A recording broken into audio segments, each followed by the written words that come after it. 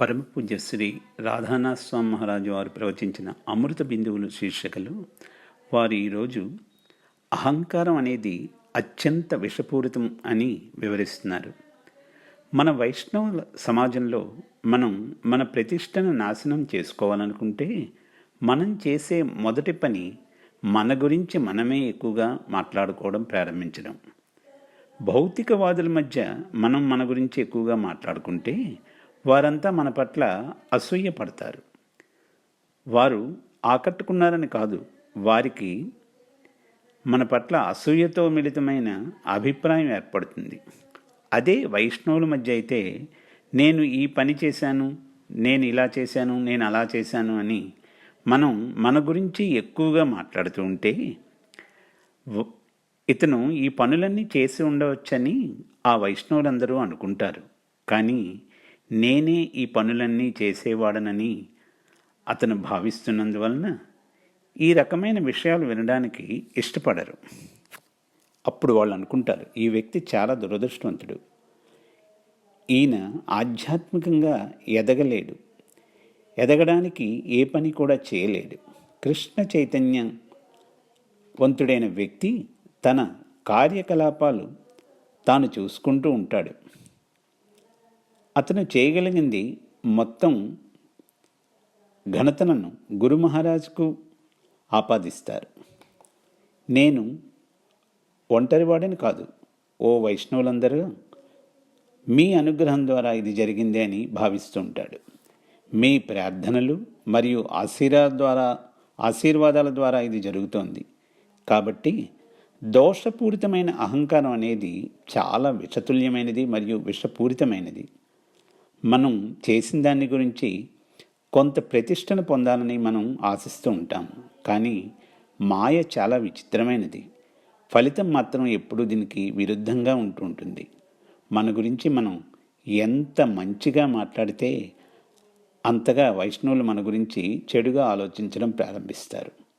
మన గురించి మనం ఎంత బాగా మాట్లాడతామో చాలా వరకు భౌతికవాదులందరూ మనపై అసూయపడతారు. మరియు ఇంకా మనం దాన్ని వదులుకోగలమా? ఇది వదులుకోలేని అలాంటి వ్యసనం లాంటిది. అలాంటి వ్యసనం ఎందుకు ఉంది? ఎందుకంటే మనం అభద్రతతో ఉన్నాం. ఎందుకంటే గురువు, వైష్ణవులు మరియు శ్రీకృష్ణ భగవానుల వారి నుండి మనకు గర్వించదగిన ఆశీర్వాదం ఇంకా సరిగా పొందలేకపోయాం. అందువల్ల మనకు మనమే కొంత ప్రత్యేకతను ఆపాదించుకోవడం ద్వారా మన జీవితంలో కొంత స్థిరత్వాన్ని కనుగొనడానికి మనం ప్రయత్నిస్తూనే ఉంటాము. శ్రీకృష్ణ భగవానుల వారిని సరిగ్గా కీర్తింపజేయడం ఎలాగో తెలుసుకున్నప్పుడు మనకు ఇటువంటి పనులు చేయవలసిన అవసరం లేదు.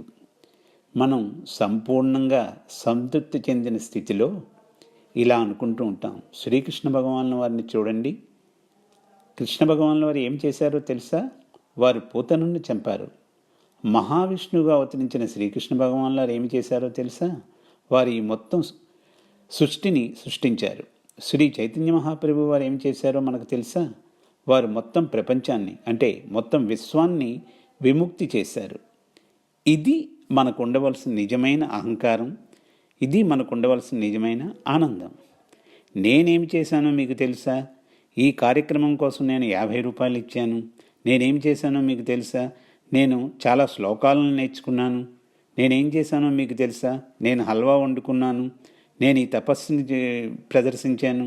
లేదంటే గత 20 సంవత్సరాలుగా నిర్జల ఏకాదశి పాటిస్తున్నాను. ఈ విధంగా చేసే ప్రతి కార్యంలోనూ, చెప్పే ప్రతి మాటలోనూ నేను అనే అహంకారాన్ని ప్రస్ఫుటంగా ప్రదర్శిస్తూ ఉంటాము. అయితే శ్రీకృష్ణ భగవానుల వారు ఏం చేస్తున్నారు? శ్రీకృష్ణ భగవానుల వారు 50 రూపాయలు లేదా 1,00,00,000 రూపాయలు ఇవ్వడం కంటే చాలా ఎక్కువే చేశారు. వారు విశ్వమంతా సృష్టించారు.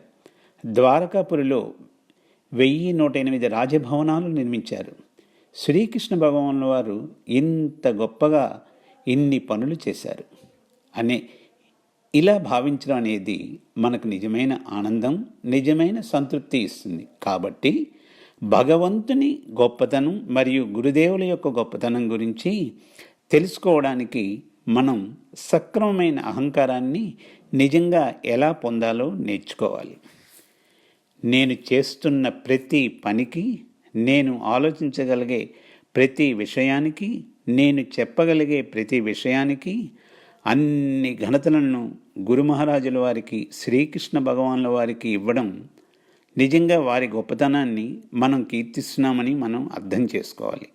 మన కోసం ఏమీ మనం ఉంచుకోకూడదు.